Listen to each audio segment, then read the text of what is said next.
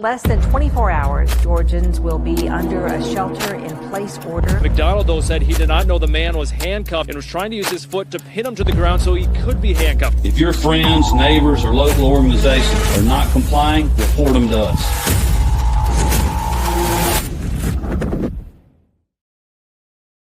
Howdy, everybody. Welcome to the Free Georgia podcast. My name is Jake Green, joined by my new co-host, Cat Hartley.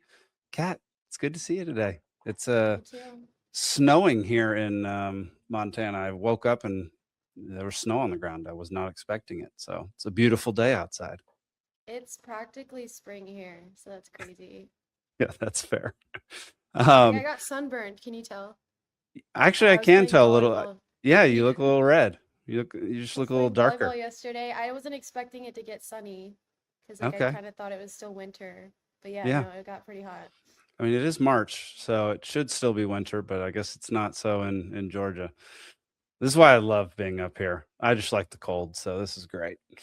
Let's see. Before we get started, we got a great guest today, but before we get to him, head on over to lpgeorgia.com. We have a whole bunch of resources over there for you to learn about what the Libertarian Party is doing around the state of Georgia to spread freedom and liberty. We've got a whole bunch of candidates running for office this year. You can go check out a whole series of interviews that me and Kat have done with all those candidates. And just a lot of resources on there. So go check it out, lpgeorgia.com. Anything else I was missing with that, Kat? Okay, sweet. Our guest today, we've had him on before. He's been to a bunch of LP Georgia conventions. He's an investigative journalist. He runs a whole bunch of different organizations and helps folks achieve freedom and liberty in Mexico and here in the U.S. So please welcome to the stage, Mr. Derrick Broze. All right, Derrick Broze, welcome back to the Free Georgia podcast. How you doing today? I'm doing great, guys. Thanks for having me back on. Heck yeah. I think the last time we spoke on the show was like 2 years ago or so. I think it was after one of the LP Georgia conventions. Have you been back to a LP Georgia convention in the last couple of years?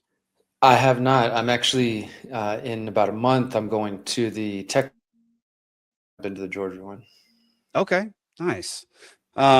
What's been? I mean, it's been 2 years since we talked to you, so I'm sure you've done a ton. What are some of the highlights the past couple of years that you can think of in your job and stuff? Yeah, I mean, like you said, I've been busy doing a few different things. I'll share a couple.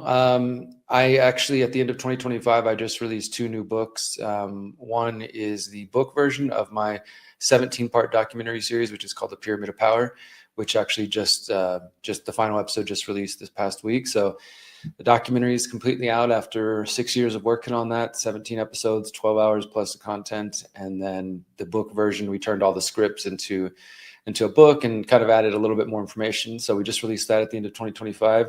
And then I also, I don't have it in front of me, but I also just released same thing at the end of 2025, my memoir, which was a book I've known I was going to write for a while. It's basically about my story of getting addicted to drugs and dealing with depression and suicide and going to prison at 20 years old. And basically it's kind of like prequel to everything people know me for as far as activism, journalism, etc. It's, what my life was like before and how I kind of woke up and that way and then found myself into the path I'm doing now. So that was kind of a cool story to write. I mean, it's definitely a dark story. It's all the, warts and all of everything. I don't sugarcoat anything about some of the things I went through when I was younger or some of the things I did myself. And it sort of ends with like me discovering Ron Paul and starting to get into activism and everything. So it's not about what I do as a journalist. It's really like the story beforehand. And that's been cool because I've been doing more interviews recently with, typically when I'm getting invited to do interviews like this on all kinds of channels of all sizes, it's about journalism. It's about something I'm reporting on or, a documentary or something. But it's been cool because a lot of those same people have been interested to hear about the memoir. And it's important to me because I think really in the broader liberty, freedom community, things like addiction, whether it's drug addiction, alcohol addiction, porn addiction, et cetera, are more prominent than people might want to admit or realize. We kind of think of like that's sort of a mainstream thing in our communities. We've figured things out. We're on the path to liberty, but I think it's still back there in the background. And every time I've shared this story, just even briefly over the last decade that I've been doing public speaking, when I would mention, I went to prison at a young age and I've turned my life around, I'd always have somebody come up to me, a mom, a father, a sister, brother, etc., and say, my son is currently dealing with this, or I went through this and this is how I overcame it, or I've never experienced drug addiction, but this relates to my story in this way. So I knew that sharing this was going to be important for me. And it's also kind of going to become a, not quite sure in which way, but in this coming years, it's dealing with drug addiction and talking about building really parallel systems in this way is going to become more important to me as well. I mean, I come from a family of drug addicts. My dad died of a drug overdose in 2018, as well as other close friends of mine.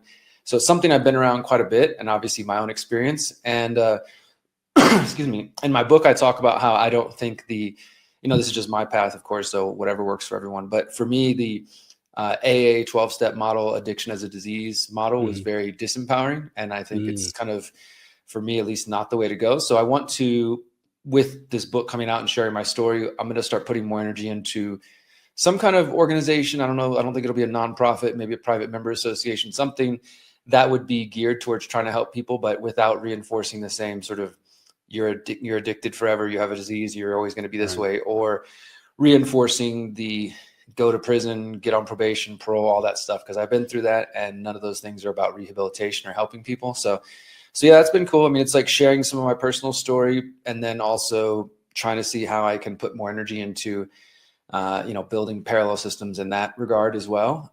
So that's been a big thing.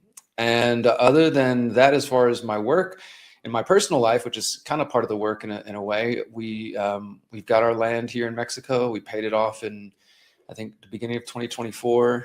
And as of the last 2 months, we got some roads paved on our land inside and outside. So that's been cool. We've got 23 acres here in central Mexico, and got 100+ avocado trees and bananas and pomegranates and all kinds of fun stuff. And been harvesting avocados all the last year, ate more guacamole than I ever have, and got sick of guacamole, which I didn't think could happen, but I got sick of when you have that many avocados, you're like trying to give them away to neighbors. We're going to local markets to sell them. We're, eating as much as we can. It just, a big blessing, but definitely it's like, okay, we got to figure out a plan for this. So we're starting to get into making avocado oil and things like that. And then the most recent development, as of just 3 weeks ago, our current community, it's called the Conscious Agora. If people want to learn more, theconsciousagora.com, just a super basic website.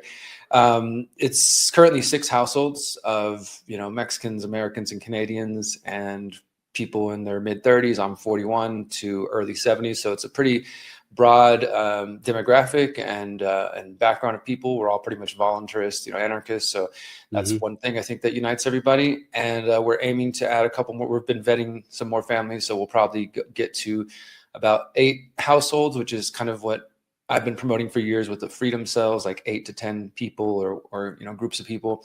Yeah. And yeah, about 3 weeks ago, we chose our home site. So now me and my partner Miriam, as well as the other current members, we know exactly where our homes are going to go. And we're actually going back to the land this week to go with an engineer and really GPS it all out and kind of make it official. And then hopefully by the end of April, we're going to be holding a hempcrete, sugarcrete workshop and starting to do some building on the land. So lots of exciting developments, in the personal life, which for me is just an example of the message that I communicate to people as well. I very much don't want to just share an idea and say, hey, these are some cool ideas, but not actually live them. For me, it's important that I'm actually, leading by example. Heck yeah, man. Oh my gosh. Okay. So much to talk about in that section. First off, the memoir. I've got a buddy who's kind of writing a similar thing, and he's found it to be an extremely difficult but also kind of cathartic process. And with him, it's probably a little different. He's going to have real life repercussions from his family when it comes out. Like, what was your process like? Like, how did you feel when you were writing it, and what was the result of that for you personally? Yeah, I think cathartic's definitely a great way to describe it, man, because like I said, I've known I mean, I got out, so I got arrested in 2005. So this was when I was 20 years old, the week before I turned 21. So it's been me too. 20 years. It's been 20 years now. And I knew that actually, so November 2025, just a few months ago, that was the 20th anniversary. And I've known for, I would say, maybe a decade that I knew I was going to write this book. As I got out of prison, I went back and forth, did the whole thing in and out. And it took me a couple times to figure it out. When I finally got out, October 2008, got off parole, June 2009. I think I discovered Ron Paul and Alex Jones and other conspiracy theorists, so-called conspiracy theorists, in late 2009, started an activist group in 2010, and just, the rest rolled on and continued on from there. So my prison experience directly influenced my activism. I was kind of having what I considered to be a spiritual awakening while I was behind bars, getting in, like opening up spiritually, getting to meditation and prayer and some things that I was really kind of closed off to, and really in my own way, not really in any kind of religion or anything like that. But I had that happen first before I got out, and then started like, wait, what this guy Ron Paul's talking about all these radical ideas and these other things. So I started having that kind of political awakening. So yeah, as the years went on, I realized like, hey, there's a story here to tell. I knew that when the time was right, probably around the 20th anniversary, and when I had kind of put considerable distance between my experience and lived a little bit more, that I wanted to tell the tale. So last year I started working on it. I think I started working in late spring, early summer, and literally just sat here at this desk. And my lady was kind enough to just keep bringing me food and letting me just like, I need to grind this out for hours a day. This is important. And she knew it was important to me. And yeah, I mean, it was definitely a healing experience, I'd say, because I've told these stories to friends of crazy things I went through when I was on drugs and just abusing drugs. Like truly, like if I was dealing with something emotionally, my solution was let's pop a bunch of Xanax, or let's take 10 hits of acid, or let's, just take 50 shots of tequila. I mean, just ridiculous things that now looking back and writing about it, I'm like, wow, I'm definitely glad I still have a brain and that I can, still exist. And that my body has recovered for the most part. I talk about that too as well. I did do some damage to my body throughout those times. And so as I was writing these stories, it's like I said, I don't sugarcoat anything. It's just like, here's the, warts and all version of who I was and what got me to where I am today. And yeah, I mean, there was definitely times as I'm writing this, I'm like, shedding tears for my past self, or, thinking about some of the things my family went through, or things that I put my family through, or friends I lost along the way, because I definitely lost a lot of good friends. I can count on more than one hand the amount of people I've lost to drug addictions over the years, even before going to prison, but people I met in prison, brilliant people who are wasting away, and some who are still wasting away in those institutions. So yeah, I mean, sitting down and really just getting in like, okay, what is my story? What do I want to share? And even kind of second guessing, like, all right, I'm going to put this out there. It's the truth. I don't want to hide from it. And I think that was part of my healing experience. Like I said, I don't really ascribe to the AA 12-step model, but that doesn't mean there's nothing good there. I do think that when possible, making amends with people you've wronged, being able to forgive other people, forgiving yourself, I think there's good things there, right? So that was part of my experience. And I've done that work over the years. Anybody who still wants anything to do with me communicates with me still these days. Friends that I knew back then who knew I was writing this, because I did reach out to old friends and say, hey, I'm writing this book and you're in it. I changed your name, of course. I, changed some details.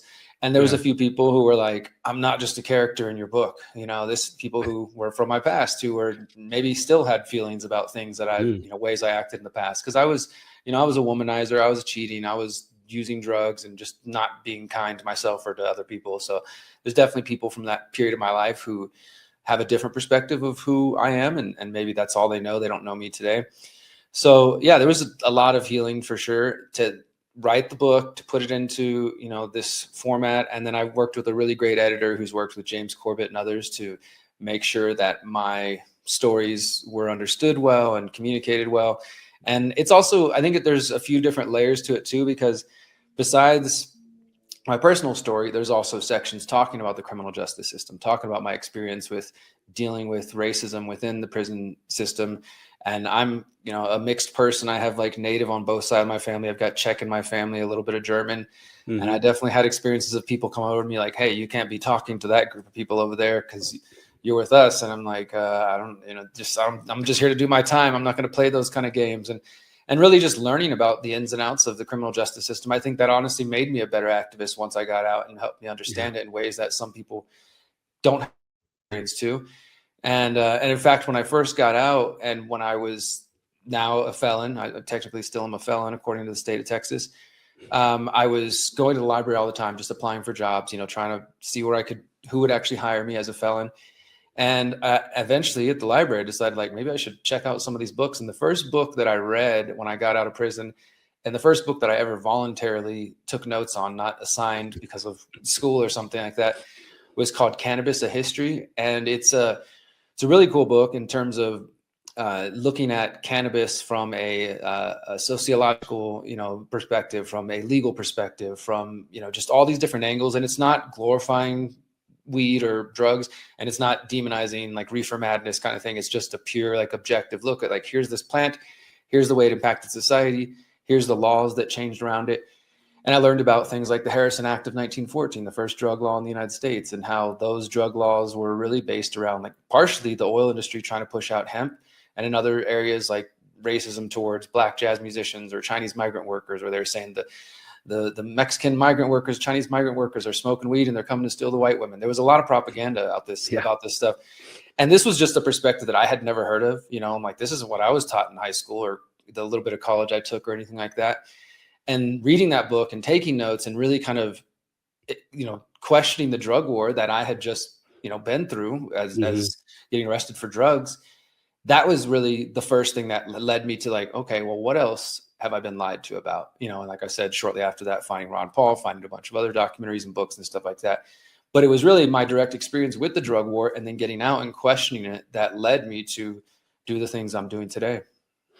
Yeah, it's wild, man, how some of your darkest experiences and the worst times in your life can actually lead you down a path to be successful.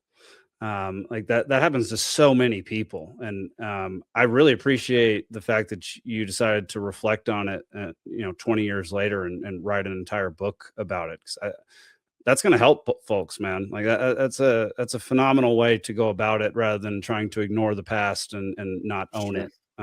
So I appreciate what you're doing with that. Let me just mention real quick, if people want to find the book, if you're curious to learn more, you can find it at amanofmyword.com. The book is called A Man of My Word: How I Overcame Addiction, Depression, and Mental and Physical Prisons. And yeah, just to your point, I've been really honored and grateful for the reviews and the comments I've gotten. And it's only been out for 2-3 months here now. And the people who've told me like it's already helping them, or they sent it to somebody they know who's struggling. And I kind of have a bigger plan I'm working on with some friends to print probably 1,000 copies and get it in as sort of institutions as possible, like rehab centers or prisons, et cetera, wherever I can, where people who are going through these things and might, have the time on their hands to read a book, but also to see like, hey, there is a way through, whatever you're facing. Yeah. Is that your mugshot on the cover? That is me when I was 20 years old, the week before I turned 21. That is one of my mugshots. Yeah. I figured it was perfect to put. I was a little punk. You can see a little bit of guy liner there and spiked hair. Back in 2005. That's a handsome 20-year-old though, man. I looked like a freak when I was that young. Yeah, I mean, it's interesting looking at that, and it's funny because when I showed my mom the book and she knew I was working on it, and I was like, Mom, look, here's the story, and she hasn't read it yet or anything, but she's obviously in it. Yeah, and she just like, I remember that boy. I remember like how, and I look at it, I'm like, damn, I was fucking lost. I thought I'd life, Yeah. And remembering like getting arrested. It's funny because when you're 20 years old, 18, 20, in that kind of young adult, I don't like, referring to people that age as a kid, but I understand how now when you get older, you're like, okay, you're still a kid. And I always hated that, you hate being told by people a little bit older and you're like, oh, you're still a kid. That's so annoying. Right. But I can say for myself, looking back and seeing my 20-year-old self, I thought I'd do something about the world. And then getting locked up and going through all those experiences, like, wow, I don't know shit. It took me to go through some stuff to really, I think, start to learn some deeper life lessons. Unfortunately, I didn't figure it out before that. Yeah, I'd be so intrigued if I could go find my old mugshot. Because I think I was 19 when I got arrested, and that was a pretty big wake up call for me. Yeah, I guarantee you that mugshot is terrible, just terrible.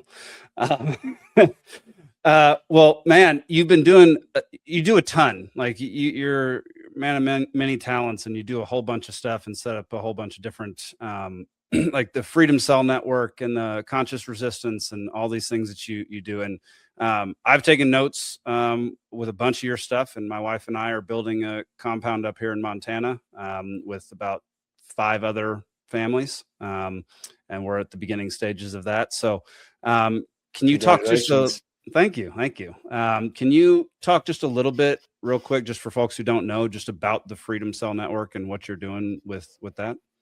Yeah, sure. So it's crazy. It's actually been 10 years since I started promoting and talking about freedom cells. So there's a website for people who are curious and want to learn more, freedomcells.org. I'm going to kind of talk about the concept more as an idea. The website is there and it serves a purpose, but before we even had a website, the idea existed. And in 2015, I was, I'm originally from Texas, from Houston, Texas, and I went to Austin a couple hours away to go hear my friend John Bush. He was giving a talk at that time, talking about this idea he was calling the Central Texas Mutual Aid Society. It was before he even came up with the name of Freedom Cells, and it was just basically talking about like, at that time, you got to think of a couple of years after Ron Paul's second presidential run, many of us became anarchist, or at least voluntarist, or at least very, very skeptical of politics and whether or not that's going to lead to real change. And so people are pursuing alternative solutions. And John and I were very much big fans of agorism and building parallel systems and counter economies and these kind of things. And so he starts thinking of like, well, how do we organize? How do we organize ourselves on the local level to build, support and independence and freedom in our communities, not just, thinking sort of nationally, but locally, where we can often have the most impact. And so he started researching and looking into mutual aid societies. This has been a concept that's been around forever. I mean, it's been a part of religious groups, it's been a part of anarchist groups, just this idea that we should take care of ourselves, whether that means feeding each other, helping each other, supporting neighbors if their house burns down, or if they have a weather emergency, whatever it means. It's just mutual aid, coming together to support each other.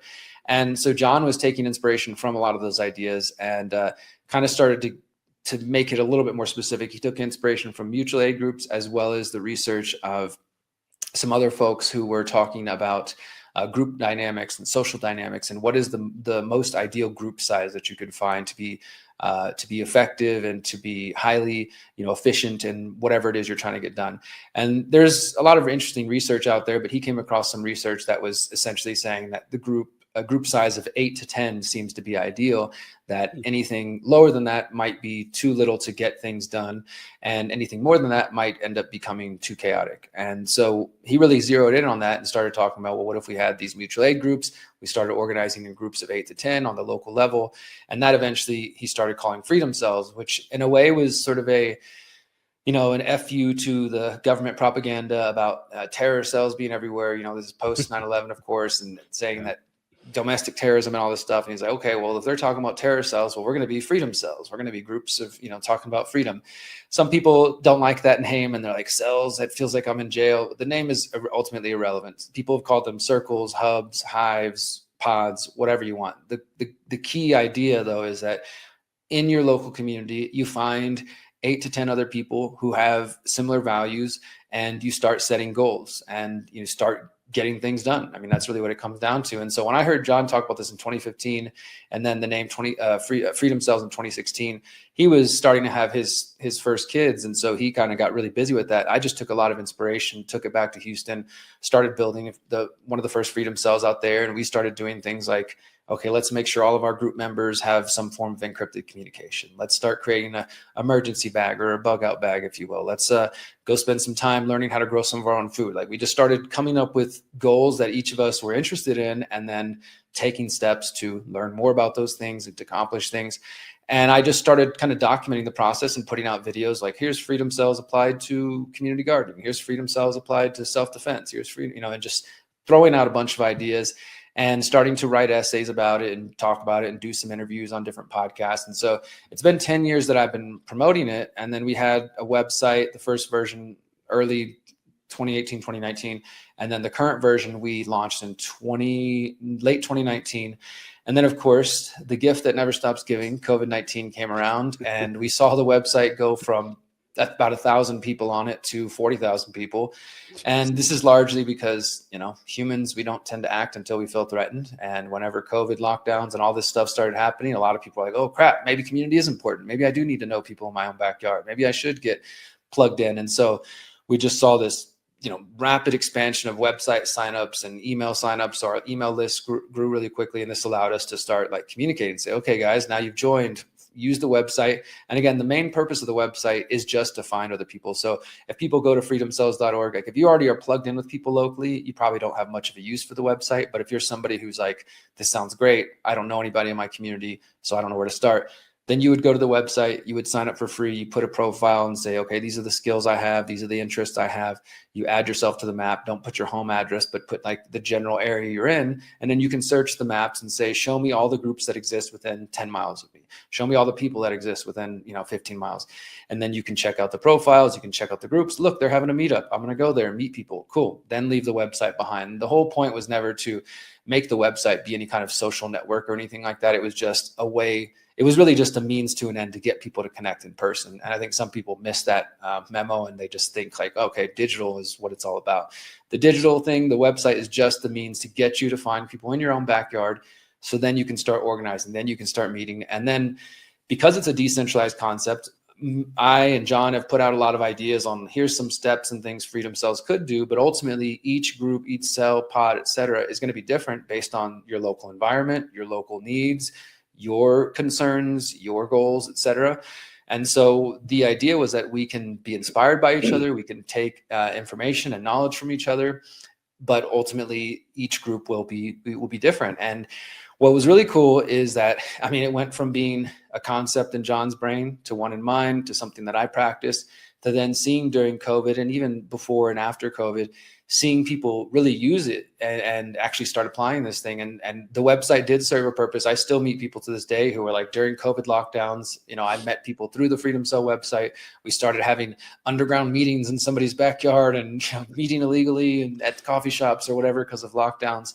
And through that, people bought land together. Some people started relationships. Some people started growing food together. Some people started, learning self-defense tactics or whatever it was that they were into. At the very least, it allowed people to realize that they were not alone. And I think that itself is an important thing, especially when governments are trying to make you feel like you're very alone and isolated. So yeah, that's kind of where things have been. And the website still exists. We recently did partner with this team from Cordal, which is they're trying to build basically a decentralized internet, and they're working on an app for us on their platform as well, which will be a little bit more private, a little bit more decentralized. And so we're still, the idea is still out there, still pumping it. Like I said, the website exists, it's there. It teaches you if you want to learn about like the principles and the values and all that stuff. But even if you don't like Freedom Cells as a name or as an idea or whatever, people can take the idea. Like I said, mutual aid groups have been around forever. Just get connected. What matters is finding people in your own backyard, because in my view, too many people in the broader freedom, liberty community spend too much of our energy, and I'm guilty of this sometimes as well, focusing on what's going on nationally, internationally. Not to say those things don't matter, of course, those do impact us eventually, but we can have so much more of an impact in our own backyard, in our own communities, in our churches, in our neighborhood groups, in our HOAs, whatever you have. And I'm not even speaking politically, but if you are thinking politically, then again, I would focus as local as possible. But just getting to know the other people in your area who give a crap about what's going on in the world. And then beyond that, because I always tell people like Freedom Cells is not just another activist group. Freedom Cells is intended to if you're in a bunch of activists, find the people who are serious in those groups and build a freedom cell with them, because not everybody does want to take action. Some people just want to get together once a month and have a social club and complain about how bad the world is and talk about their favorite conspiracy theories. And that has a place, right? I get it. I've been around, you get around people who feel like they can't be themselves. When they get together, just want to talk for hours and hours and hours and have a good time. There's nothing wrong with that. And we would do that. In fact, with our Freedom Cells meeting, we would make it clear, hey, for the first 2 hours, it's going to be all business. We're going to talk about what our goals are, what our plans are, what events we have coming up. And at the end, there will be time for socializing. And if you start with the socializing first, people never shut up. So you got to do that. But, so just trying to really get the people who are most serious, and actually want to get stuff done. And those are the people you want to build a freedom cell with. Yeah, man, you're entirely correct. We didn't used to it used to be the case that towns wouldn't know what was happening outside of their towns. 1,000 years ago, no one knew the stuff that was happening in another country, another state, another 100 miles away. I don't think we're built to ingest all that information and actually make decisions based on that for the most part. I don't think we've evolved that way. And so I think you're absolutely correct. Focus on your locality, your immediate surroundings, and it'll start to make your life and everybody's lives better who are like in your immediate community. And I love that you're doing that. We're trying to do that up here as well. Kat, I know you have a lot of questions for Derrick, so why don't we get to some of your questions? Okay, cool. I'll be right back. Okay. So in our party, especially in Georgia, you know Elizabeth, right? Yep. Yeah, so she's the one who got me interested in you. I didn't know anything about you until she like told me about you, and since then I've been like looking at your website. You have a lot of information, a lot of stuff to look into. But one thing that we care about a lot is the mass surveillance and like data collection. And I saw a clip of you on Redacted, and you were talking about facial recognition in NFL stadiums, and how people, you know, are kind of just accepting that and everything. Obviously, you know, I don't go to football games, but I do like to go like concerts and stuff like that. So do you have any ideas on how people can still enjoy those like public gatherings and stuff like that without having to accept the data collection or the surveillance? It's a great question. And, you know, it's a tough one because, well, so let me give you another example that's similar to this. During COVID, we saw a lot of artists who were, once, you know, things started to open up, artists started to go on tours again, right, and play shows. And many of those shows, as you probably know, required like proof of vaccination, right? And I have friends, I'm a musician myself, actually, and I'm going on tour next month. And the guy that I'm going on tour with— so much. That is insane. I don't know the how guy you that have time for all that. I don't sleep. No, I'm just playing. No, I get good sleep. I always have asked people ask me, do you ever sleep? I do sleep. I sleep very well. And that's how I get stuff done. But the guy that I'm going on tour with, he's an international touring artist. So he tours like for a living. This is what he's been doing for 20 years. And I asked him about this when I was interviewing him, and just as we got to know each other, like, you know, what did you do during COVID?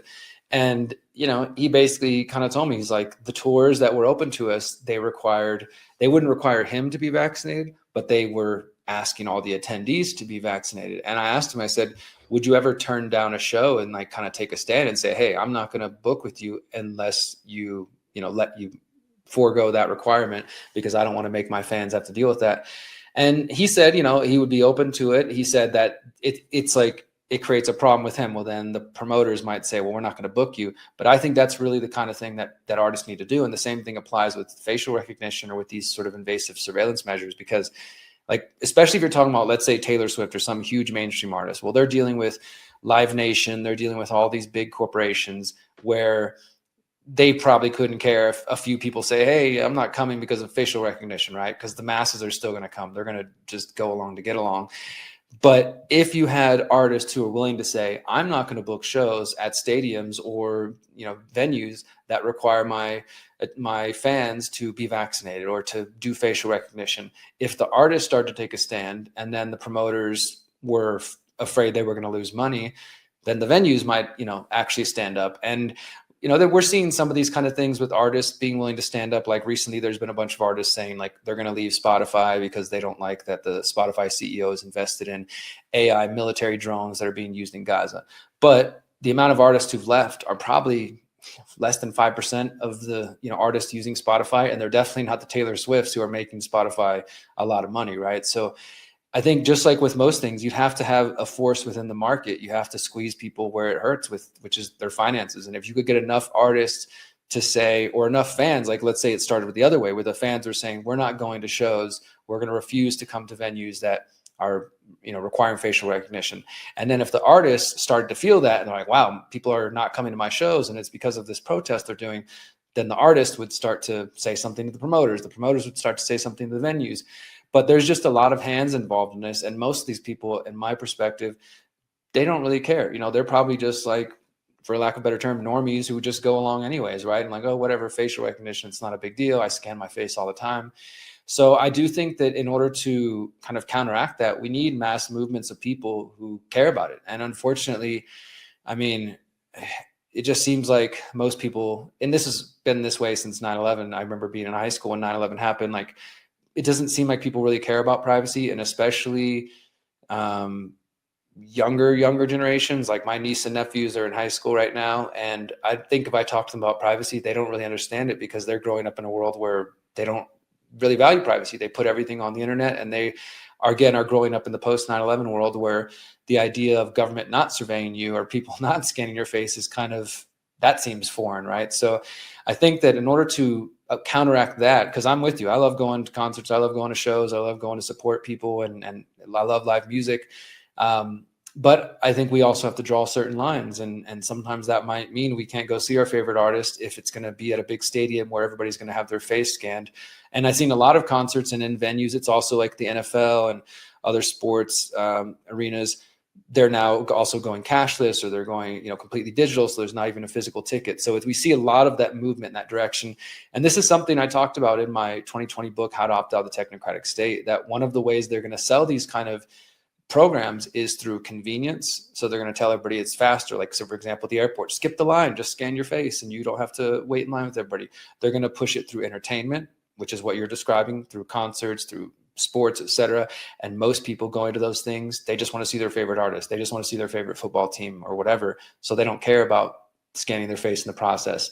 So they're going to push it through convenience, entertainment, and of course, their favorite government's tried and true tool, fear, using fear to tell people it's necessary, that we need to have surveillance everywhere to keep us safe. So it's a big problem. And unfortunately, I don't think there's a lot of artists who are even thinking about these things as well. And also, facial recognition is something that is being expanded in the United States as well as internationally. I mean, in just the last year, in 2025, starting in December of 2025, the US announced that all foreigners coming into the country now have to submit to facial recognition. There's no more opting out. You can still opt out as an American for the moment, but now all foreigners require that. And then as of, I think it was October of last year, the European Union started doing the same thing. All the Schengen nations, all foreigners coming in have to get their faces scanned. I think the program is supposed to be fully implemented by April or May. So this is happening like in a lot of different arenas. And I just don't think there's enough pushback, unfortunately. Have you traveled like on an airplane recently? Yeah, I just flew last week. I just went to Costa Rica and came back, and thankfully I didn't have to face any of that. Oh, really? Okay, so I think the last time I went on a plane, I can't remember. It's been a long time. I don't really like flying, but I think they had us Neither do scan I. our faces. Was that like Was it like a little they actually- tablet in front of you? Yeah, and like, instead of, because usually you just hand your ID and then they, Yeah. just look at you. You and talking about scan like it. right before you get on the plane, like right as you're boarding? No, this was before going into security. So I think Okay. it was in place of them checking your actual ID. They just had you like look Was at this in something. Georgia?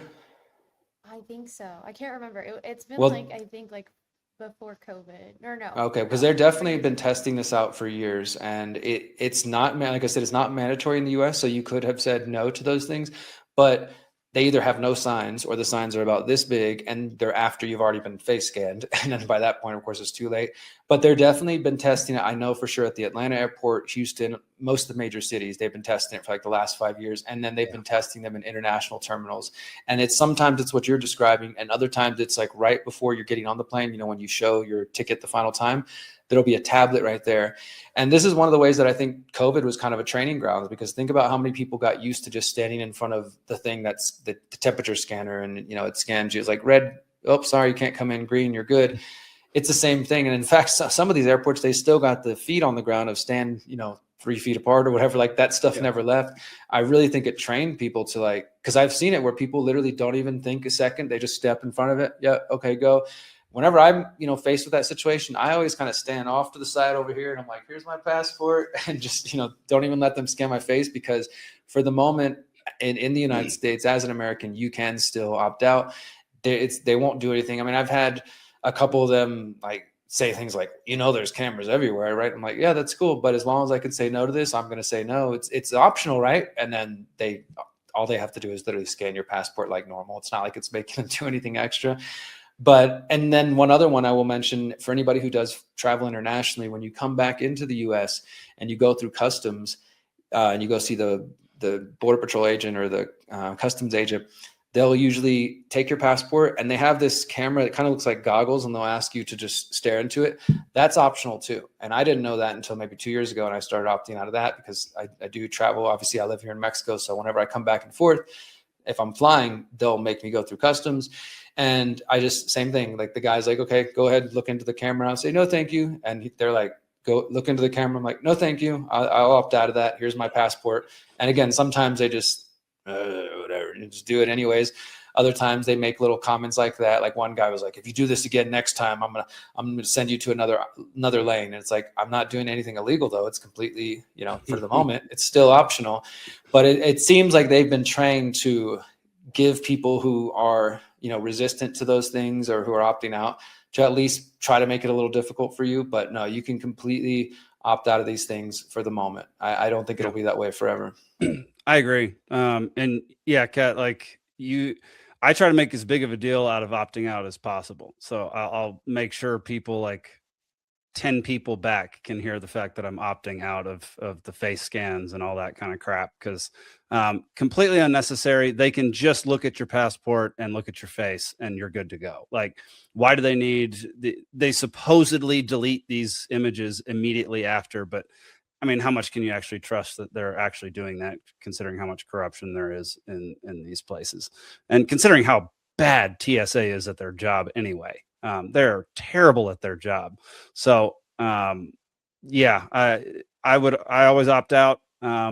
Sadly for me, back in like 2018 when they launched Clear, I signed up for Clear, and so like Clear still has all my stuff, and I got to look into whether or not I can request they delete all my information and everything. I think you can. Like you said, okay. I mean, it's about whether we trust them. And I just want to say something to that, because I've heard some people say, well, Derrick, you had a driver license at one point, right? Well, the government's already got your face. And that is true. I mean, I haven't had a license in over a decade. That's a whole nother conversation. But yes, at some points I've given the government pictures of my face when I was, driving, and I have a passport, obviously. So at some point, however long ago when I got that, they got a picture of my face. I don't think the point is that, well, they've got it, so you should just, you should just give it up every time. I think that the point is, with anything when it comes to privacy, is that we have to flex that muscle, and we have to stand up, and resist and push back and make it a little more difficult. Because, if you had a lot, so for example, you go to the airport and you opt out, sometimes they'll say, okay, we'll go to that line over there, or they just do the simple thing and scan your passport. When it's happened to me where I'm opting out, and they say, okay, well, you got to go to another line.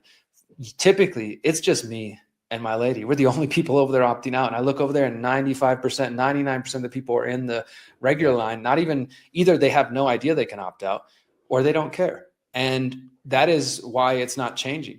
If there was the opposite, and there was 90% of the people saying we're opting out, and then that created like a cluster for them, and they had to deal with that, then they might say, you know what, this is not functioning. It's slowing us down. Like, we need to rethink this. But because there isn't a lot of resistance, it just continues to go forward. So yes, there are times, or like the cop told me at the airport, he's like, that we have cameras everywhere. Great. And those cameras might be outfitted with facial recognition and scanning us. This is what they want. This is what they're working towards. You'll hear more about this, that the airports are trying to go towards completely touchless, completely contactless, and basically taking the humans out of the situation, where the moment you enter the airport, a facial recognition camera scans you, compares that to a database to make sure you have a plane ticket and that you're supposed to be there that day. And then you can just walk in and walk through security. You don't have to talk to anybody, because they've already digitally checked you in. And it's going to be, again, very convenient, very simple. People will be like, wow, this is, the wave of the future.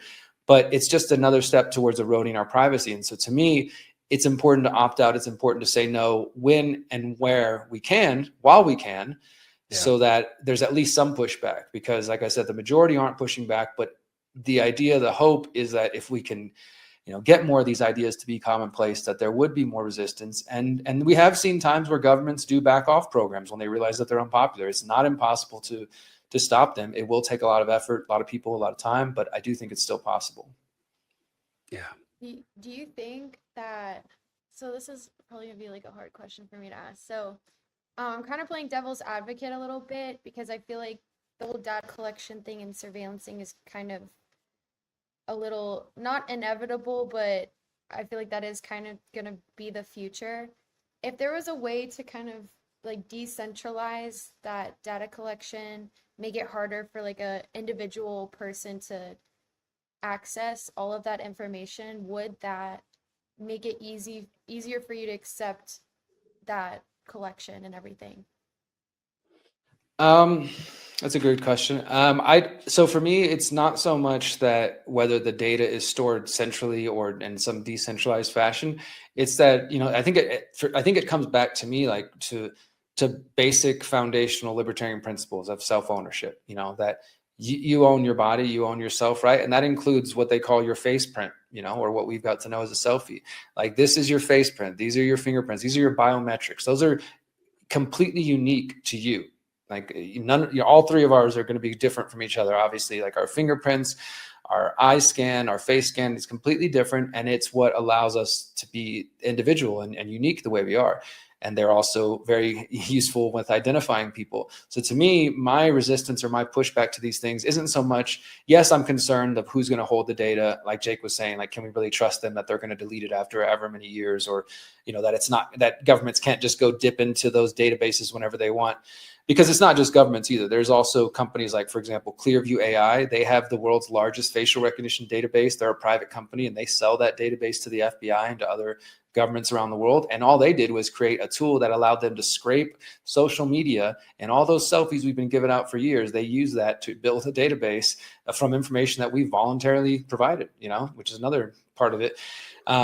So it's not to me just so much about who holds that data. That obviously is a concern, and what are they going to do with the data? A lot of times it might not be surveillance, like government's tracking you. It's just they're using it to sell you ads, right? Or to sell you whatever, promote corporate stuff to you. And that's annoying on its own. But for me, it just comes back to, like, I own my body, I own my face print, I own my retina, my fingerprints, all these are my things. I don't think I need to provide these to governments or to private companies unless I voluntarily choose to, right? I mean, if I contract with them and that's part of the arrangement and I agree to it, then so be it. But while I can, I want to hold on to those things as much as possible. And I do think that you're right in a sense, like, we're fighting a losing battle, unfortunately. I mean, I think that it's always important to resist and to push back while we can, where we can. That doesn't mean I'm optimistic about the direction things are going with this and this front. I do think it's a battle we seem to be losing. Like I said, I mean, I've made many efforts over the years as an activist and as a journalist to try to, like, ignite some passion in people. Like, we got to stand up for our privacy rights, and it just feels like it feels like it's something from the past that people don't even think about anymore, right? And there's some occasionally, you'll hear about a data leak that happens somewhere, and then for a moment people are thinking about privacy again. But for the most part, I think it's something that is a relic of the past, and especially outside of the United States. So for just real quick example, one of my good buddies, he's from South Korea, and I was hanging out with him recently, and I was asking him about this because South Korea, Seoul specifically, is one of the first places that started doing facial recognition back in like 2016, 17, 18. And not just facial recognition, but this is the next step. And this is why I warn against it, because it's not just the fact that they're collecting your face. It's the way that it can and will be used against us in the future. So for example, in Seoul and other parts of South Korea, they have cameras everywhere, right? And if you jaywalk or you litter, this camera will scan your face and then immediately put you up on a digital billboard and try to shame you and say, so-and-so just jaywalked. So, this is an antisocial person. Like, this is literally a system that exists. And my buddy was telling me about it. I asked him, I said, is there any resistance there? And he said, most South Koreans think it's the best thing ever. Like, it keeps them safe. It keeps, society running clean and, whatever. And that sounds crazy to us, right? But that's already normal. That's already been going on for 10 years in Korea and other places in parts like China, elsewhere. That to me is the bigger concern. It's not so much like where we're at right now, but where it's headed, and where this will be used against us in the future and how that leads to a loss of liberty. Yeah. I saw you on Jimmy Dore talking about the Technate. I had never heard about that before. Could you briefly talk about what that is? Yeah. So thank you for that question, because I think this is another big important topic. And again, I wrote the book, How to Opt Out of the Technocratic State, in 2020. People can download it for free at theconsciousresistance.com/how-to, or you can pick up a physical copy wherever you like. There's an audio book as well. And the book is part history on the technocracy movement and what they call the Technate. And it's also mostly focused on, okay, well, what can we do about it? But in order to understand, why you want to do something, it's important to know the history, right? And so briefly, the technocracy movement was a movement in the United States and Canada that came about in the 20s, 30s, and 40s, so 100 years ago. And it was probably most popular in the late 30s, early 40s. And then the mainstream version of events is that it kind of petered out and lost popularity, and then it, went away. But it's had some revivals. And I think if you look at our world today, it's pretty clear that the people who are both in and out of government, they view themselves as technocrats. And in their language, a technocrat is an expert, a scientist, a technologist, people who understand how to micromanage society. It's just more central planning under a different name. Basically, what they said is they thought that the business class was not capable of running society efficiently. They thought that democracy was failed, and I think many of us feel that way, but they didn't think, well, then let's empower the people. They thought the people are too stupid to know what to do, so let's eliminate voting, let's eliminate politicians, let's eliminate the business class, and instead we will have the technocrats running things. There will be scientific management of society. You would have the technologists and the experts, which of course during COVID, we heard a lot about trust the experts. And when they were writing about this in the 30s and 40s, you had the earliest versions of computers, nothing like what we would recognize, but the giant computer that took up a whole wall. And they could see that eventually computers were going to be very instrumental in how society was organized. And so the technocrats back then, they were saying that there would need to be somebody to run the machines that would run society, and that they said the machines would be able to allocate resources perfectly. Like most tyrants, they described this as a utopian world that they're going to create. They talked about energy credits. They talked about being able to allocate resources perfectly for all of the different states and the nations around the world using the machines. And they described, starting in the United States, of course, and combining the United States with Canada, with Panama, going up to Greenland, a lot of the stuff that Trump is talking about purchasing for the United States. And they actually created a map, which I talked about on that show with Jimmy Dore. You can find this if people want to look up, just look up Howard Scott, Technocracy Map, 1940. You'll see it, Technate of North America. That's what they called it. The Technate was basically their kind of governing body. Instead of the state, they called it a Technate. And they said the Technate would be ran by the technocrat king and his advisors, and they would use the machines again to micromanage society. And when you see this map from the 1940s, it's like this big red, map that shows Canada, Greenland, the US, Mexico, going into Panama and even into parts of Venezuela, curiously enough. And they said that this would be, there would be the Technate of North America. They also imagined there'd be Technates in other parts of the world. And this is similar to what many people years ago were concerned about when they would talk about the North American Union and attempts to kind of unite North America into one governing body. And so I think it's relevant because, there it is right there, because of what we're seeing under Trump's administration. Obviously, talks of invading Mexico, talks of buying Canada, taking over Canada, trying to take Greenland, Panama. The U.S. is very involved in there. Trump's buddy Larry Fink is building ports in Panama. And then, of course, as you can see, the map on the bottom part, that even goes into the top of South America. That's part of Venezuela, where they're describing their Venezuela and Colombia.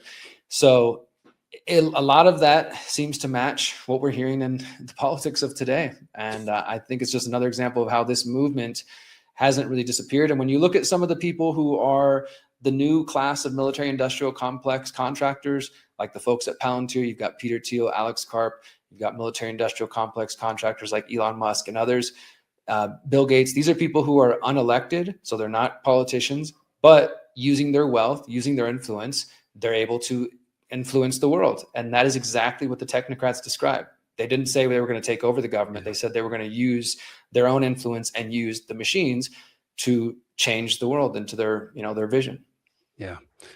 Real quick, hang on, Kat, 1 second. I have to go take a phone call. So I got to go do that, but Kat's going to continue the interview. And if y'all are still talking when I get back, I'll hop right back in. Awesome, brother. Good to see you. Thanks, Derrick. Appreciate it, man. So I watched that Jimmy Dore video and I was researching you back in February during the Super Bowl, and I watched the halftime show. And I don't, have like a really, hard theory on this, but like during the halftime show, did you watch Bad Bunny's performance? I actually did, not live, but I watched it afterwards. Yeah. So, the messaging in that show, I'm not saying like Bad Bunny is like a tech nate or anything, but I did see like a lot of parallels with him, listing every country in the Americas, saying like we are America. And I was wondering like if you had any thoughts about that, if there was some kind of like messaging that had to do with, with the technocrats.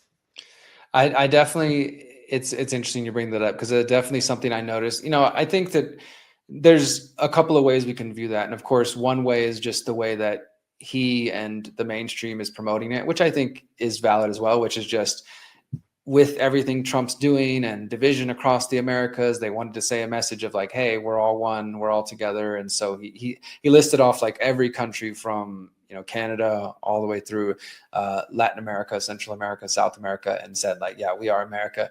And part of that is like that, obviously North and South America, that name applies. Like the United States might think it only applies to the US and to our borders, but for a lot of people, America does go beyond just the United States. It's like this, the whole North American continent or South American continent as well. So I can see it from their perspective, like this is just a message of unity. He's trying to push back against division happening because of ICE and other stuff Trump's doing. And at the same time, I definitely had that thought cross my mind of what you're describing, where I was like, would this be another way to just get that idea into people's mind that it's all one massive piece of land? It's all just one thing. And, to that point, I will just say that some of the people that are allied with Trump, including Milei in Argentina, including Bukele and I'm sorry, I'm forgetting this country's name right now, but in other parts of Latin and Central America, those presidents are very, very friendly to Trump, and their countries are becoming more and more Americanized. And I don't think it's that far off to imagine Trump or whoever, came in next trying to push for the North American technate, or even further than what the original technocrats believed, to try to move towards one bit massive nation state that could, at the very least, maybe you would still have the individual nation states with their own presidents, with their own prime ministers or whatever, but then have some sort of overarching body, almost like, say, United Nations, but just for the Western Hemisphere. So I definitely noticed that, and it did make me go, Are there any other aspects of like what the technate's goals are that you agree with at all, or do you kind of oppose most of what they're trying to do? I think I probably oppose most of it. I mean, the thing is, as a voluntarist, I support voluntary and consensual relationships. So if people want to voluntarily survey themselves, or they want to voluntarily engage in contracts that involve, giving up their face prints, or because the thing is, the technocrats, it wasn't just a surveillance state that they described. They also make it clear and explicit that this would involve, the world that they were envisioning would involve a loss of civil liberties. They were talking about having a world police state. And, for anybody who wants to, is curious, well, what is the technocracy movement of the 1930s? How is that relevant to my world today? I'll just give a real brief example of that. So after the original technocracy movement disappeared in the 1930s and 40s, 30 years later in 1970s, this guy named Zbigniew Brzezinski, who is, long-term national security advisor to everybody from Jimmy Carter all the way through Obama. He's since deceased now, but this is what many people would consider like a deep state player. He was in background. This guy was involved with arming Osama bin Laden and the Mujahideen back in the 80s, like just involved in all kinds of nasty stuff. He, along with David Rockefeller and some other folks, they founded the Trilateral Commission in the 1970s. And that was their very specific effort to promote technocracy. And in fact, Zbigniew Brzezinski, he wrote a book called America Between Two Ages, the Technotronic Era. So instead of calling it technocratic, he called it technotronic. But it was very much a revival of these same technocratic ideas. And in his book, if you read America Between Two Ages, or you just go and search through, you can find these sections where he talks about how in order to have this utopia they described, you would have to have a world police state, because as he admits, there will be some people that resist. There will be some people who don't want to give up their civil liberties in order for their utopia. There will be some people who don't want to be constantly surveyed and monitored. And he also talks about how you might need a charismatic personality to sell these ideas to the public. And just there's all kinds of really interesting stuff in there. But my point is that these people, both in the original technocracy movement and in the revival in the 70s, and I think the current modern technocrats we're seeing today, they acknowledge that this isn't something that they're expecting the public to just do voluntarily. Surely, maybe some people will, but they also believe that this would have to be done by force. And so that's really what I'm against, is that people being forced into any sort of situation that they don't want, because again, as a voluntarist, as a libertarian, as somebody who values personal responsibility, individual liberty, self-ownership, I want people to be free to make their own decisions, whatever that may be. And I'm not going to be forced into anything that I don't want. And I think that's really the problem here, is that the world that they're describing, they say that it's going to be better for us.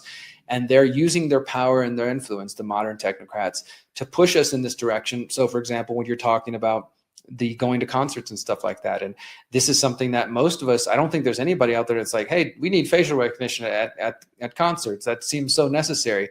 But the public is just kind of being corralled into it and pushed in that direction, whether we like it or not. And I think that's the big problem, is that whether it comes through the force of government or it's coming through the government's partners in the private industry, the so-called private industry, because a lot of these people take subsidies and corporate welfare from government, it is being pushed on us. Nobody is asking for this. I don't see that there's a public demand for facial recognition everywhere, for surveillance everywhere, for us to be monitored on the internet. It is just what has been pushed on us and assumed that this is the direction that humanity and society should go. And that's really what I have a problem with, is that we're not being given a choice. We're not being asked. We're not being consulted. We're just being pushed in that direction, whether we like it or not. Thank you. And so I've seen Sam Altman talk about the fact that AI adoption, so I'm going into AI now, oops, is like lagging in the United States, like places like China. It's very, they're adopting AI a lot faster, and he's kind of making that argument that we're gonna be left behind if we don't adopt. Do you use AI, by the way? I have used AI in a few instances, not like probably as extensively as a lot of people. But I'm not somebody who's wholeheartedly against every single use of AI. I will say I do think it's a concern, and I've written about that in my book. I do think it does pose a potential danger to humanity. I also think it's a tool. Like any tool, it can be used for good or bad, but I do think it's a tool that is unlike any previous tool we've ever had. So, while I do say, hey, it's a tool, it depends on the user, it depends on what data set it's been fed and all those kind of things. Because you could have, Microsoft AI that's spewing propaganda, state propaganda, and then you could have some self-hosted AI that somebody has created and they feed a bunch of libertarian books to it, and it has a completely different, perspective, right? So I do think the information that you feed it matters, and that it ultimately is a tool. But I do think it's also a tool unlike anything we've ever seen, and that it is going to change society for the better and probably for the worse as well. And so as far as my personal uses, like for example, when I was writing The Pyramid of Power, there were some really old documents I was going through, like 200-year-old documents, handwritten documents from 1700s and 1800s. And it would have taken me weeks, to try to decipher this handwriting and then retype it. But I found an AI tool that was like, hey, submit PDF documents, and then it'll scan it, and then it'll spit out a transcript of it. And it wasn't perfect because it's handwriting from 200 something years ago, but it definitely saved me a lot of time. So I'm in favor of it when it comes to saving time. I don't regularly communicate or chat with chatbots and just have this ongoing dialogue, which I think is honestly kind of creepy to me. I have friends who are a little bit younger than me, and some of them, they really, really embrace it. And they even say like he or it, they talk about it like it's their friend. And that like, to me, does weird me out a little bit. The other major concern I have with it, which is also already evident with Google and things like that, search engines, but mainly Google, is the potential for dumbing down of humanity. And we are already seeing this. I was actually looking at some studies recently showing that Google itself and people's reliance on search engines, and that's, just, okay, search something, and the first search result, you assume that's the truth, because most people don't go beyond the first couple of things, let alone the first page. With AI, that's going to get even worse. Now you're noticing in Google and all the search engines, they have the AI answers. And so for many people, including like my 16-year-old niece, if I see her on her phone, if she wants to ask a question, she just types it in, or she says it to the phone, And then whatever that first response is from the AI, that's the answer she goes with, right? There's no deeper thought, there's no deeper thinking. And that's what I worry about. And again, there's studies already showing this, that like how it's atrophying our brain in some ways, because the more we become reliant on just trusting the search engines or trusting the AI bots, then the less thinking we're doing for ourselves. And of course, if that data is wrong, if it's being fed incorrect information or just propaganda, and we're just trusting it, obviously that can go in a really bad direction. So I think it's a nuanced topic. I'm not one of these people, like I said, who just everything AI is automatically bad, but I do think there's probably people who have blind spots and don't see the potential dangers that it might pose. I feel like that's what Socrates about, it dumbing people down. That's what Socrates said about writing. And I feel like a lot of, progressions in our human progress, there have been people that have said like this, shortcut or tool is going to make people. And we find a way around it. I mean, I think there's elements of truth to it, right? I mean, but it's also what you're saying, like, is every technological innovation, there are people who are like, this is going to ruin society, this is going to fall apart, and humanity has found a way around it. I just think that AI is unlike any, AI is not the wheelbarrow. AI is not a pencil. AI is not, yes, these other things did the Industrial Revolution. People were like, oh no, we're going from farming to this. It's going to ruin society. And there is a transition period, and a lot of people do lose jobs, but then humanity finds new ways and we evolve, right? But on a bigger picture, it's like, in those ways that we evolved and humans found new jobs with every technological innovation, but are they meaningful jobs? Are they, is it providing any value to our lives? Or is it just something that, okay, cool, now you're working at a counter at McDonald's?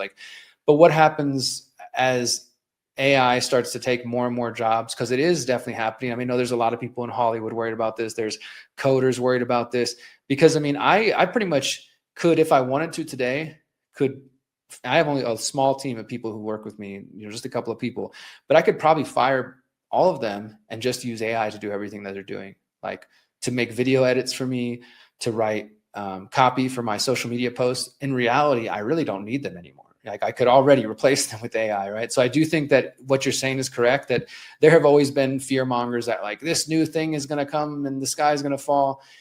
And we find a way around it, and maybe we will find a way around it. But again, I don't think AI is the same as any other previous tool, innovation that we've seen, because if it ever does become truly, conscious isn't the right word, but generative AI, when that moment comes and it's able to do and act without prompts, we might be in a completely different world.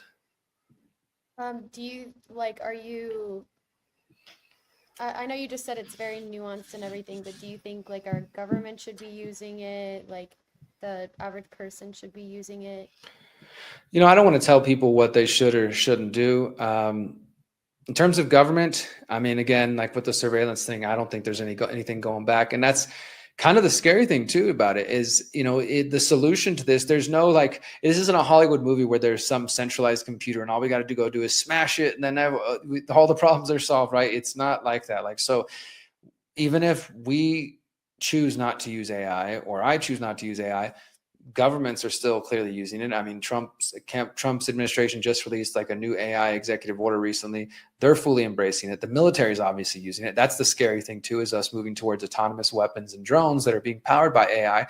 When we move from it being a human who decides, okay, drop the drone bomb, to just an AI doing some calculations and dropping it. And what happens when the first drone bomb that was dropped by an AI kills a civilian? How is society going to respond to that? I mean, I think there's just still a lot of unknowns and uncertainties. I honestly, on that one, people don't care whenever actual humans are, killing civilians. I'm hoping that at least it generates a conversation, but you're right. Do people really care already when it happens? I mean, some of us do, right? Some of us care, but how much does it affect the average person? But in terms of personal use, I mean, I have such a varied network of friends and allies in my own world who use AI in different ways. Some who are embracing it wholly. Like I said, I've got my buddy Hakeem over at Above Phone. He sells privacy phones. He's working on a self-hosted AI bot that is not owned. It's not owned by any of the big tech companies. And it's not even connected to the internet. It's just something that you could host on your own device. So even if you're not connected to the internet, this AI bot has been fed all kinds of books about libertarianism, about how to grow food, about permaculture, all kinds of stuff, right? And you could use that. You don't need to be connected to the internet to just query, hey, how do I deal with a a wound, or how do I treat this thing, or whatever, like all kinds of useful stuff. That to me is really exciting, like self-hosted, decentralized AI. I think there's a place for that in the future. But like with most things, that's not what the average person's using. They're using Microsoft's AI. They're using Google's AI. They're using, Elon's AI. And I, like I said, I have people who completely just say any use of AI is furthering the technocratic state, so we should stay away from it completely. And then others who, like myself, might use it here and there. And then others who are just already living in the AI world and talking to it all day and using it for every single task. And they're using it to write their emails. They're using it to do all these things. I think that it's even like as journalism, there's fear of like, are journalists going to be needed because AI can just write things? I think that might be a while. And I also think that, like with every new innovation, there's going to be an equal and opposite reaction, right? So there's going to be people who embrace it completely and like, yes, AI, everything. And then it's also probably, and I think we're seeing some of this already, it's going to kind of foster this desire to have more humanity, where people are like, no, I don't want to listen to AI generated music. I want music made by humans, or I don't want to read an article pumped out by an AI bot. I want to, watch a video with an actual human in it, right? So I do think in some ways it might actually encourage people to, reconnect to our own humanity and, in our own ways. And obviously there are a lot of advantages to using AI, and I know, right now it's not like, it still gives wrong answers and makes up things and stuff like that. But like, obviously eventually it will be very like automated and will probably, take over a lot of jobs and stuff like that. Not saying necessarily that's going to happen really quickly in America, but I know, like I was trying to say earlier, like China is like adopting AI very quickly. And the AI owners like Sam Altman are saying, we're going to be behind as a country because of it. So obviously, people like you and me, I mean, I don't care if America is like number one, the most, like the top country. Because I know like people like my grandma, they care about that, like America being the best. Is there something that you could say to kind of like, get people not to worry about like China overtaking us, or like Great Britain, or like or Russia or whatever? Yeah, so it's interesting you say your grandma. I think it probably is a generational thing. I don't know how old you are, but like I said, I'm 41. I just turned 41, and I think it is a generational thing as far as that like rah rah rah America kind of thing, that where older generations were definitely taught, and maybe there's people my age and your age who think this way too, but who really think like America needs to be number one at stuff. I completely think that's propaganda that they're just spewing, like this whole idea of like, if we don't, and it's also, it just feels like, this is what I was saying earlier, is like how much of this demand for AI or 5G and 6G, which is going to power AI, and this whole smart city and all the futuristic stuff that they're working on, how much of it is genuinely coming from us, the regular people? Like, I don't know many people who are like, I need my movies to download 10 times faster. I need to have robots everywhere. Like maybe some of us, want that sci-fi future. I don't think that most people are, but when you talk about it, like the race to 5G, the race to 6G, the race to AI, and we're losing that race, we're going to lose to our enemies, it's like a pretty, convenient form of propaganda to get people like, wow, okay, well, if China beats us first, then they're going to do all kinds of bad things, as if the US isn't going to do their own bad things with it, right? I do think it's just another sort of nationalistic propaganda to try to get people to embrace tools like AI as completely necessary. Again, like what you do individually is one thing, but to convince the nation that if we're not the first to get it, then the other bad people are going to do it. And China's doing the same thing for sure. They're telling their people like, well, if we don't do it first, the US will do it. And so it paints it as this inevitable thing that there's no option.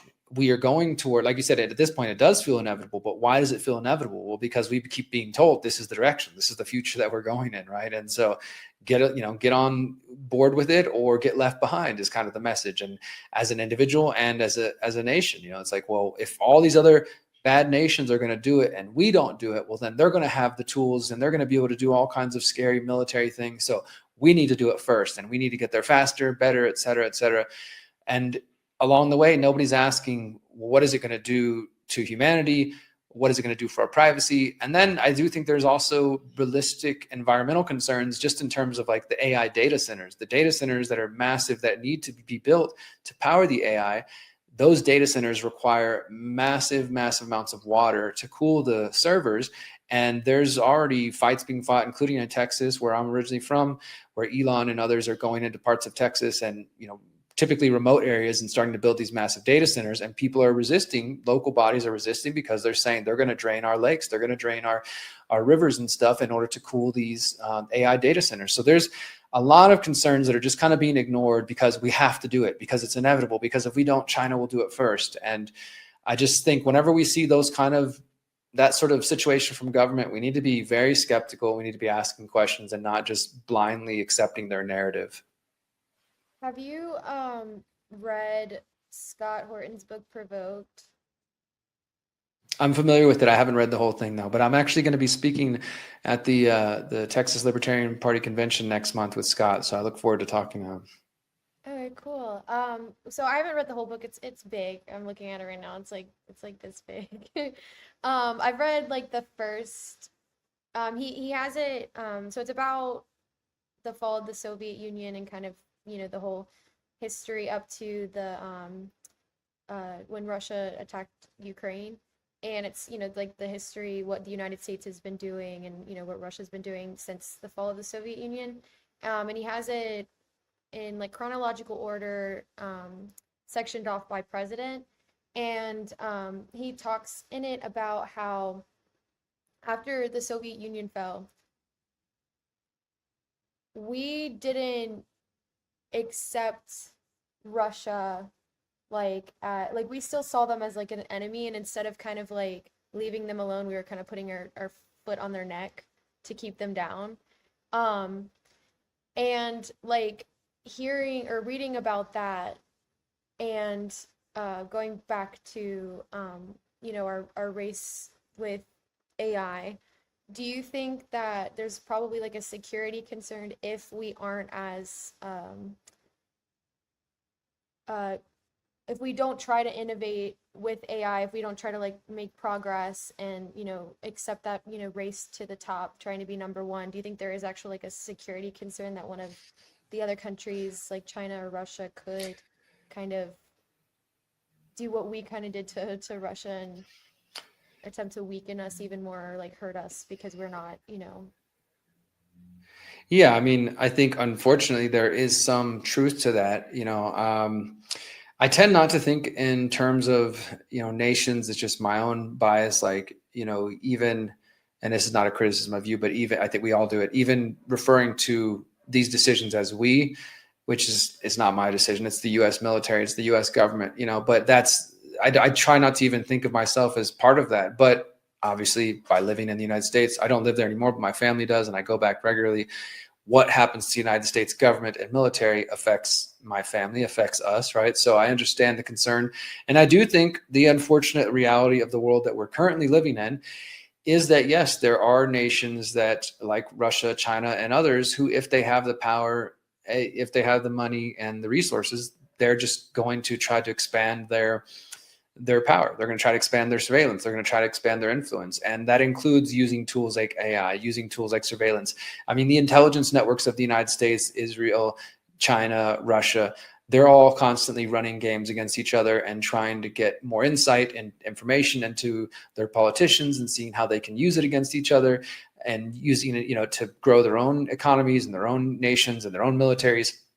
So that isn't going to go away just because some of us have issues with AI, right? So in a perfect world, that wouldn't be a concern. Like I said, we wouldn't have to worry about this race towards AI and all these technologies because it would be up to individuals to choose what's going on. But it's not the world we're living in, unfortunately. And like you said, Scott's basic thesis and Provoked, I think, is correct, is that the U.S. was increasingly, as he titles it, provoking Russia and putting bases near their border and doing all these kind of things with NATO, that if it was happening to the United States the other way around, the U.S. would definitely not take it. The United States military would not tolerate Russia having bases right on our border and the same things that were done to them.